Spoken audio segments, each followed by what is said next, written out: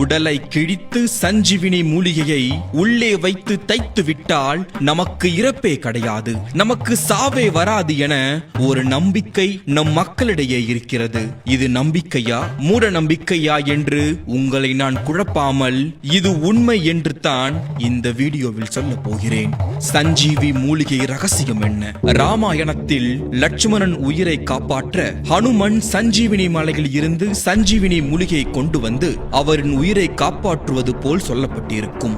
இந்தியாவின் முக்கிய இதிகாசமான ராமாயணத்தில் சொல்லப்பட்டிருக்கும் இந்த சஞ்சீவி மூலிகை இருப்பது உண்மையா என்றும் இந்த பெயரை வைத்துக் கொண்டு செய்யப்படும் மோசடி என்னென்ன என்பதையும் தெரிந்து கொள்வோம்.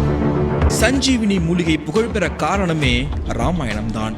ராமாயணத்தில் லட்சுமணன் அவர்களின் உயிரை காப்பாற்ற வேண்டும் என்றால் சஞ்சீவினி மலையில் இருக்கும் சஞ்சீவினி மூலிகையால் தான் முடியும் என சொல்ல அவர் அந்த மூலிகை எது என்று தெரியாமல் மலையையே பெயர்த்தி எடுத்து வந்து லட்சுமணன் உயிரை காப்பாற்றுவார். ராமாயணத்தில் சொல்லப்படும் இடங்களும் அதில் வரும் கதாபாத்திரமும் உண்மையா என்பது கடந்த சில ஆண்டுகளாக ஆராய்ச்சிகள் இருக்கும் பட்சத்தில் அதில் வரும் சஞ்சீவினி மூலிகையும் உண்மையா என்ற ஆராய்ச்சியும் ஒரு பக்கம் நடைபெற்றது. அதில் 2009 ராமாயணத்தில் சொல்லப்பட்ட சஞ்சீவி மூலிகை உண்மையா என்றும் அது எங்கே இருக்கிறது என்றும் ஆராய்ச்சி செய்யப்பட்டது. அந்த ஆய்வின் முடிவில் பல்வேறு மூலிகைகள் கண்டுபிடிக்கப்பட்டன.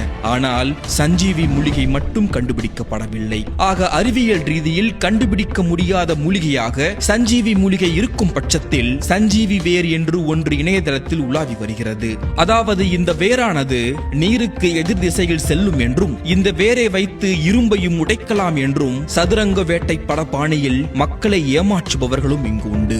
இப்படி ஒரு மூலிகையே இல்லாத பட்சத்தில் எப்படி இதை பற்றி நம் சித்தர்கள் உடலை கிழித்து சஞ்சீவினி மூலிகையை உள்ளே வைத்து தைத்து விட்டால் நமக்கு இறப்பே கிடையாது என்று சொன்னார்கள். இதற்கு பின் இருக்கும் உண்மையான உண்மை என்ன தெரியுமா?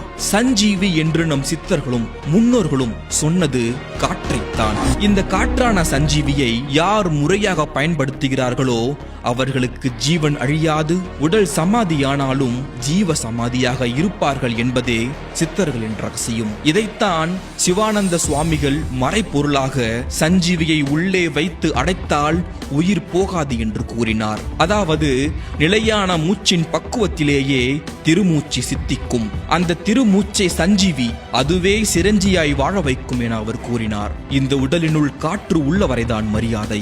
அதன் பின் இந்த உடல் மண்ணுக்கான உணவு.